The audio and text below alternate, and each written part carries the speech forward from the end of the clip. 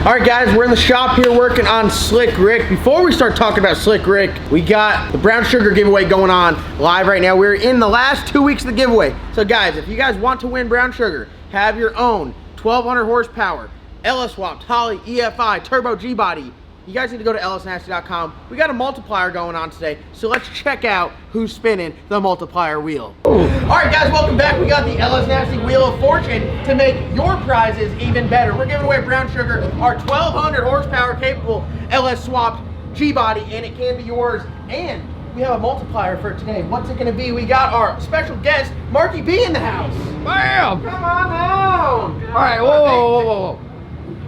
It was just we see what you did to the ratchet straps. You gotta be. It was just on cash yesterday. What's it gonna be today, guys? Whatever it lands on, every order gets this added to it. So anything from cash, 3 times entries, signed merch, free shipping. What do we got? Signed racing parts. Every order gets this stuff on top of it. All right, Marky B, come on down, hit him with a spin. Hey. Oh, what's it gonna be? I might as well catch, I'm running. Every order today is gonna have this in that order. What's it gonna be? What's it gonna be?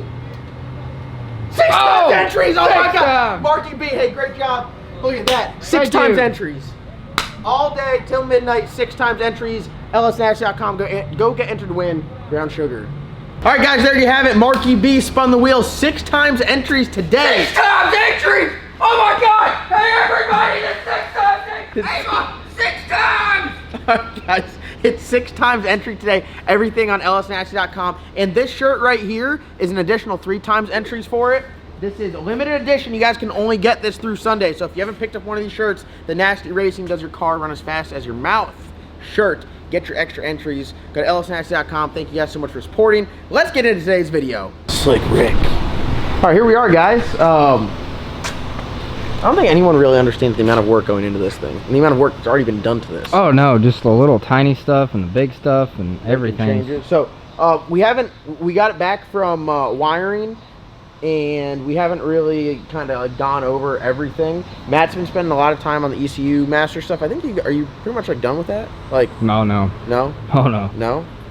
Well, he's got it set up to do a lot of really cool functions, which we may show later. Comment down below if you guys want to see some real nerdy videos, and we'll have Matt like do his nerd thing, or if you just like to see us work on it. I know you guys don't like when we just talk about it, so we're gonna be working on it in today's video. So I guess let's start from the front. You want to start from the front to the back? Yeah, front to the back. Go through it.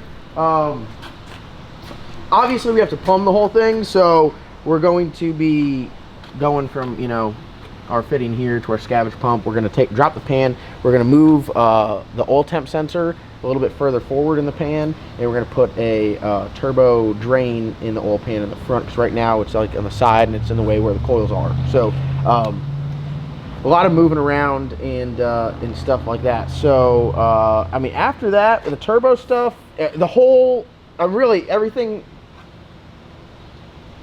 the engine doesn't have to come out of it, but we're at least taking the motor plate off, so everything that's hung on the motor plate's coming off. The headers are coming off. The turbo kit's coming off. The hot side. The turbo can stay, right? Yep. I assume it's gonna have an O-ring in there. Yeah, we probably just take it off. Probably take the turbo We'll off. just take everything apart, and then that way we can blow it all apart and then put it back together final. Take our time, make sure things are Loctited. Yeah. Correct hardware. Good. So we're changing our front tires and wheels, so this is what we got here. It's a big Strange, so if you guys are on the market for some spindle mount wheels, these will be for sale. You guys hit me up. What do you think? Wheels, tires, spindle mount? Matt, you throw a number out there. $1, I don't know. 1,200 bucks? Sure. $1,200 wheels and tires, 15-inch Weld V-Series. No. Alumistar, sorry. Yeah. 15-inch Alumistars, big Strange spindle. So if you guys are interested in these, yeah, it's like a 67, 69 Camaro, 750 outer, 125 inner. Almost all Fox, well, pretty much everything's big Strange. Fox body stuff, you know, racecraft spindle, yeah, the racecraft. Some of them are. Well, the ones I have are. That one over there is the Black Sheep TRZ G body spindles. They're big Strange. So big Strange is pretty common, but we're going over to a RC Comp 17-inch. Pretty much just for appearance. You got to be balling on the big wheels. So that's one change we're gonna do. We're changing this fuel tank up because I got some serious concerns of the fuel slosh. So because it's got this angle on it here, the sump, if you come over to this side, is in like the middle front. Yeah. So you can't have the sump in the middle front because when you pull 2-3 Gs, the fuel will stay in the back half of the tank and it'll go uphill away from it. So we're gonna redo that here. Yeah, I was thinking about and there's nothing, I mean, this is something that kind of Steven at Rock Solid did an absolutely killer job on the turbo kit. And then this isn't his tank. This one was done when it was over at HCR. Matt Smith at Performance Fab did some stuff inside and remade the tank. And we're gonna go with like a rectangle tank, but it's still got that slope with the sump too far forward. So we're just gonna redo it here. We got a plasma table, so we're able to cut out all this badass stuff. So this will probably be the first thing we do with our plasma table, is cut out some pieces and weld it up. So what we're gonna do is we're just gonna make the tank deeper. This tank sits a lot higher than the tank from Rock Solid. And again, I'm not talking smack. There's nothing like, my concern, and honestly this is my concern, when you're at this level making the power jar, if you have one hiccup, it's, you know, a $50,000-$60,000 mistake. So will this work? It probably would work. But if we ever go to a race where we hot lap it, you get burnt down, something happens where the tank doesn't get all the way full, and the tank gets like half full, or it's like 3/4 full, or you get burnt down, and then this thing is just absolutely drinking fuel, making power, and then you're at like the stripe, and the fuel is sloshed all the way back up, it gets a gulp of air, it lean pops, you burn up a motor. So it's just insurance. It might be me being crazy, but this is kind of how we do all of these builds, where we look at everything from every angle. And will this work? Potentially yes. I don't want to find out. I'm not going to be the one to find out if it does work or doesn't work. So we're going to redo it where the back of the tank is going to come straight up, no angle, so it will not promote the fuel going up. This tank, I don't think it has a baffle in it. Yeah, no baffle. So we're gonna run like a lower sump area with a big baffle in it. Yeah, I'm thinking like way up higher. A baffle that comes out this way. That way the fuel is forced there, and we're gonna put the pickup in the rear corner. And go under the exhaust. Whenever you're building a fuel tank, the pickup has to be at the back. Let's go over here to the black sheet for a quick example. In my mind, every fuel tank should be rectangle or square. I prefer rectangle because it allows the fuel to stay higher above the pickup. As you can see, this is at the back of the tank. It's all flat back here, so when you leave, I mean, the fuel, it's getting pushed back towards it. It's not going to go anywhere. I mean, every car we got, that's how it is. I don't want to find out that this could potentially be an issue because I'm not putting in like 41X. We're not doing it. Let's see here. We're got to change valve covers. We got to get our burn down stuff set up. Matt's working on the brakes. Matt did here. I'll take this. You show him your work on your just the little things like the back pressure stuff. Oh yeah. So we got our back pressure canister here, and did some hardline dash 4 stainless that goes right here. So that'll be our back pressure. This you want to run a canister so there's a filter to help filter out the exhaust pulses, because if you just run it straight to the header or the hot side, you get really weird readings, and also temperature. So that alleviates the temperature and the kind of dampens some of the pulses, because your exhaust even though it's blowing out, if you really measured it, it's blown out and blown in, blown out and blown in. Blows out more than it blows in, but you get a little bit of reversion. So you'll see that in the data log. It'll be all over the place, so that'll alleviate that. Did the brake lines, did a loop that goes around through. We'll pull it up on the lift. Got that. Worked on all stainless brake lines. Yep, all stainless brake lines. Did a bunch of work on the ECU master stuff. I can show you some of that. It's really the software is very, very, very, very powerful, and it's capable of pretty much anything if you know how to program it. So it's got some like kind of PLC style. It's very advanced, so it's good enough to where you can have it to where you hit the button, something comes on, or you can have it to where it has all kinds of other tricks. So I got the CAN bus working on that, communicating the Holley today. So I had to do some CAN bus sniffing and figure out the CAN address for the Holley and do some configuring on that. So we got about 50 channels that we can monitor through the Holley. So I got some of the trans brake stuff on that, and we're going to be doing some trick stuff. John just wants it to where it goes, and we're going to give him the option later on if he wants to do some other stuff. So, but we did that. We moved the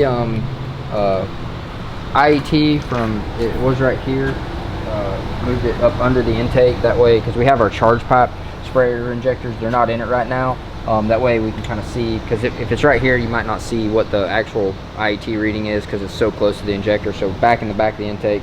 What are we running, 2 700s? Yeah, we're going to run 2 700s. We have a 325, but that's not really going to be, that's not going to be much.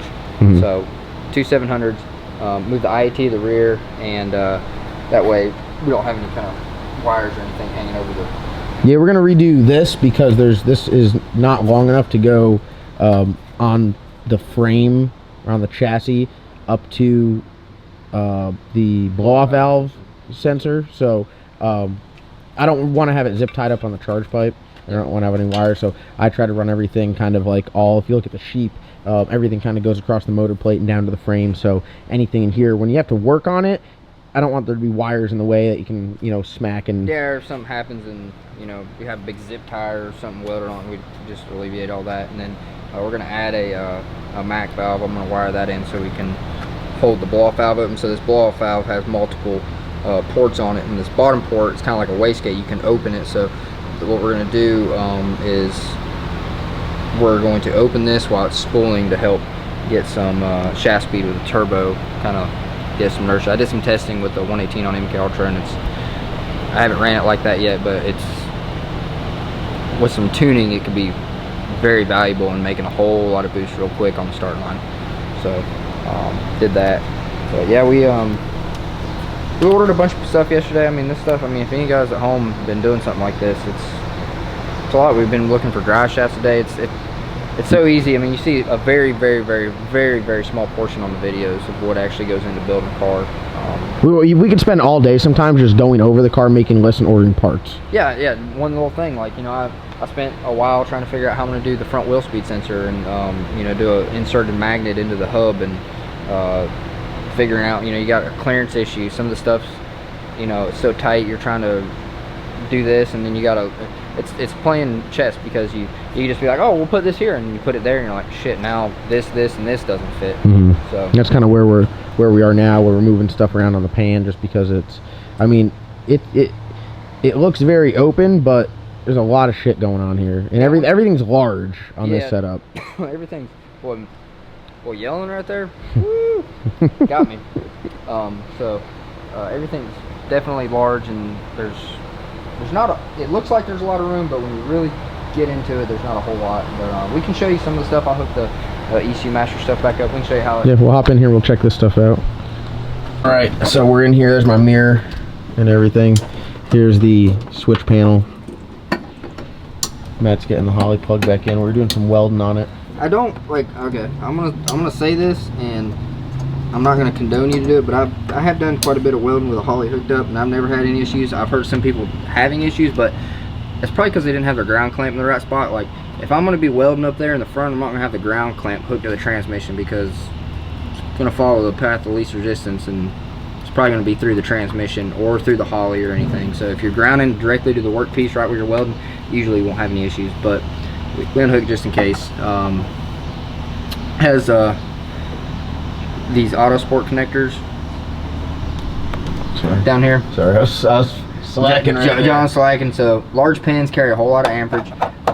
They just lock in like that. Quarter turn. You put that strong hand on it, my guy. That's my weak one. So all that goes in there. It's got a rad lock style. So like the this is a rad lock connector, so you can get these, and they carry a lot of amps. A lot of the EV vehicles use them, and it's very convenient and a very clean way to terminate a battery cable. So we have studs on this side, and the outside has rad lock, but it just goes down there, clips on it. It's good. So right now we got our ECU masters, we got our cam-based battery disconnect, we got our P-Motive 2K battery. These batteries are unbelievable. So dude, literally, remember when the motor was tight? We put it on a car. BJ's motor was tight. We thought the battery was dead. The starter wouldn't. Yeah, it spin over like 150 RPM. It was like barely turning over. We put a brand new excess power battery in it still, and I was like, man, maybe it's a wire. We put that battery in there, whizzed it over. MK Ultra, I had another, not gonna name whose, lithium battery in it, but that's a weird name of a company. Not gonna name whose. you know, I don't want to throw shade, but I don't consider throwing shade. If you had an issue with it, I like to inform people. So I wouldn't go to them. Huh. Oh, so, is it a lithium battery? Yeah. Okay. Okay. But I put it was kind of cranking over slow, and sometimes like small block, you know, the crank trigger, if it's not got if it doesn't whiz it over, sometimes it doesn't, you know, fire right off. But man, I put that a small one. It's the baby brother. It's the I think it's like the 1K. It's like half the size of that, and that thing cranks over like fast. You can drive down track with it. Yeah. I don't even need. I just turned it into an electric vehicle. So we got that. So there's a few things I've been configuring once we got the Holley and everything. We got your keypad. So here's the kill switch. Can I push the kill switch? I ain't pushed it yet. You can pull it. Oh, it was put. Whoa. Yeah, so you can do an opening ceremony. Is that what? Did you program that?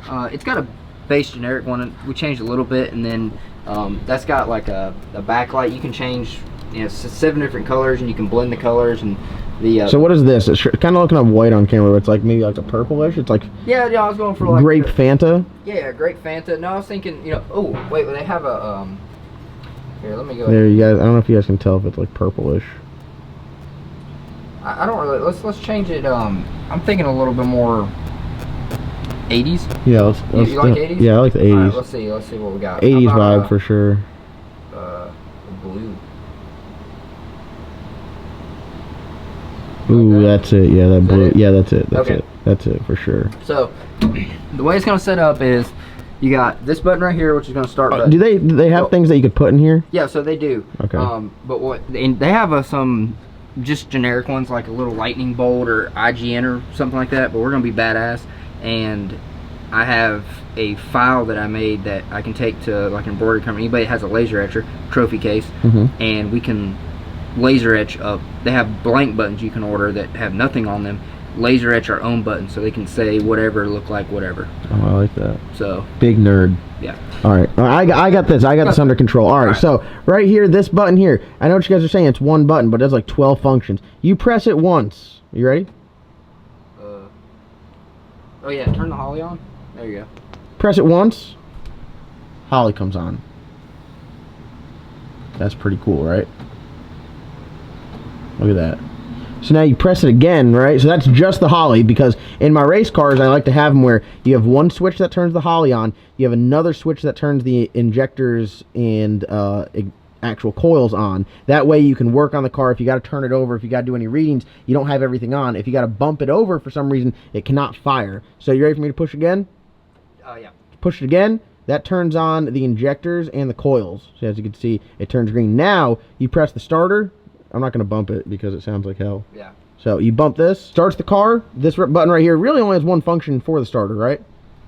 Yeah, so you can do a couple different ways. Like I've set up some cars where it's like a push button starter, like you press it one time, turns the ignition on. You can press and hold it, and then once you press and hold it for 3 seconds or whatever, then it starts the car. And then if you want to turn it off, you hit the same button again. So you can do, it's really limitless on what you can do. So we'll show you some of the other stuff you can do. So like John's gonna get ready. So what do you do? So now the car's running and everything, I go and I do my burnout. Like if you wanted to have line lock or anything like that, we're actually talking about integrating a button. I'd like to make this button the radio, so it goes through the ECU masters for the radio. I think that's a trick. So like when you hit the button, you got your comms? Yeah. Well, I don't know if we can do that. We can turn a radio on, but I mean, we could set up a relay and that the button would just be on, and then that would connect the circuit. Oh, did I just out nerd you? No, I mean, there's always a way to do something. Or you can like you hold the button down to talk. Yeah, no, I can set it up like that. Yeah, so, like push to talk. So like the button where you hit your button, we'll wire it up solid, then we'll put a small relay, or just have that to where bridges the circuit to where it's your communication. Dude, so we'll have a radio on here. Anyways. All right, so I fire it up, go do my burnout, back up, rev it up. Then I turn my CO2 on. But it's flashing red. Means something's wrong. What's wrong?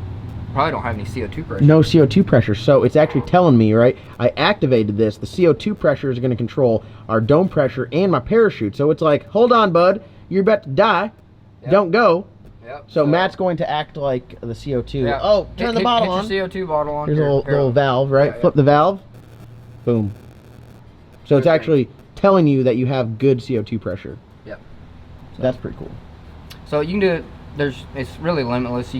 I've set up to where you can have like a lock function on that. So like for a street car, you can hold a sequence of buttons down and it'll lock the keypad, so you can go in somewhere and it won't unlock. And if you want to unlock it, you just hold them down in that sequence again.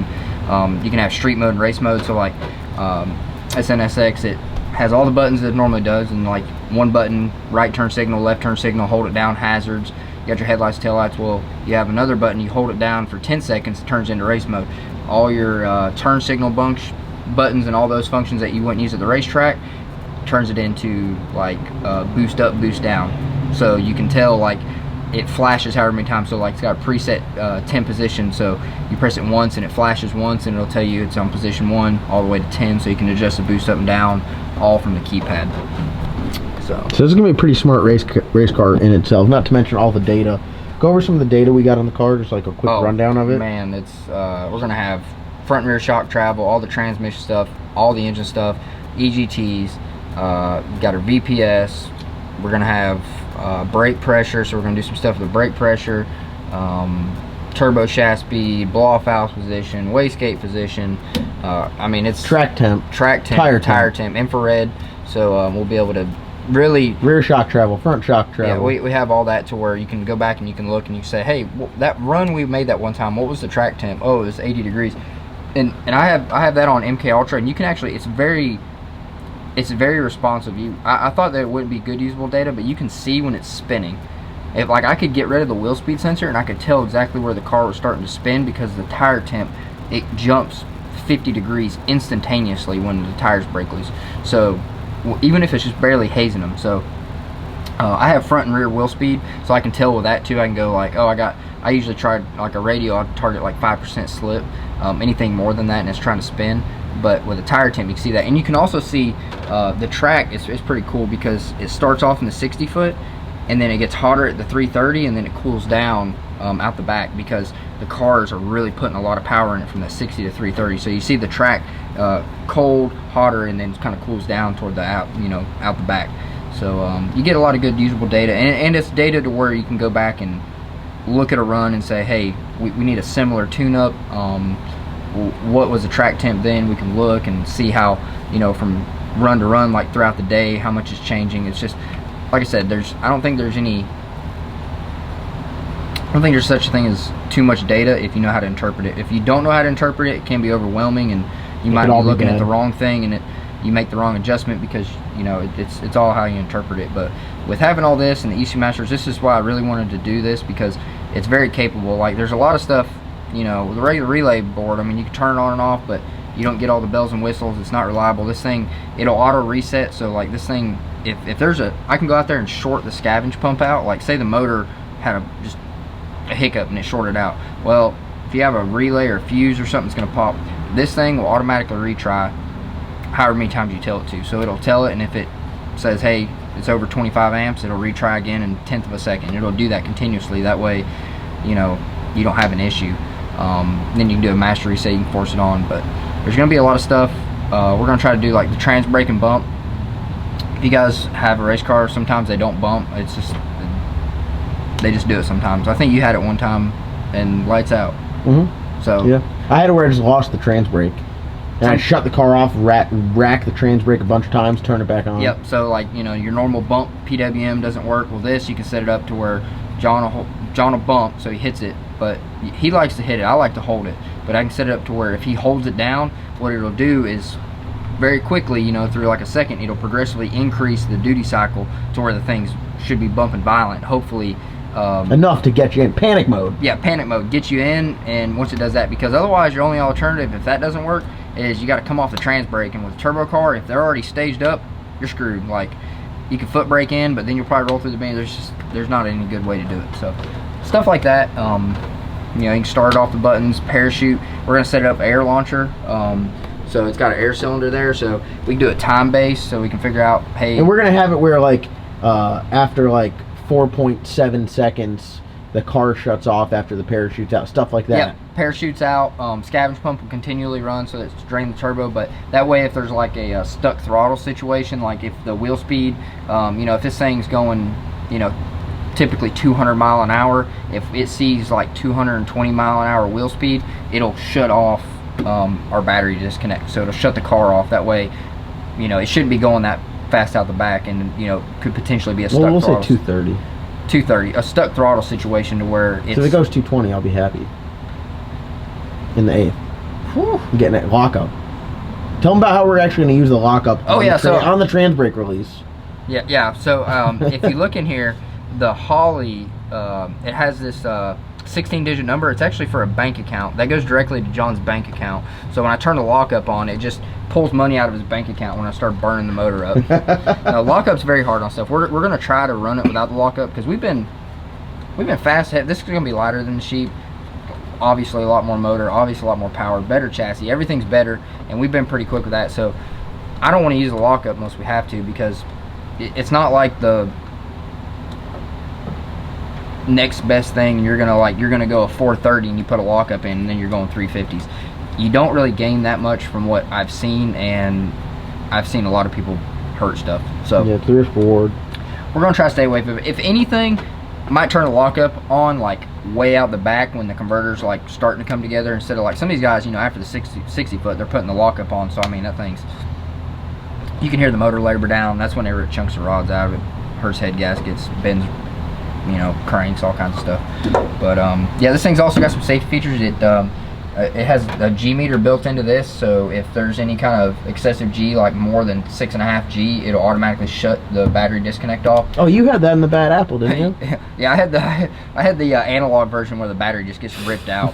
So you know, it's like I said, a lot of safety. We're gonna have Race Tech seat. This seat right here is honestly, it's the best seat on the market. It's the most comfortable. It's the safest. I've been sitting here when Matt's filming. I'm like, I can hang out in this sucker all day. I feel safe in it. Very, very, very excited to finally be putting some of these Race Tech seats to use.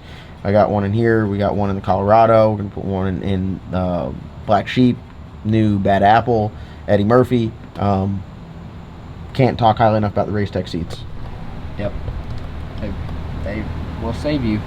And I would have taken a damn teddy bear strapped to the roll cage or anything.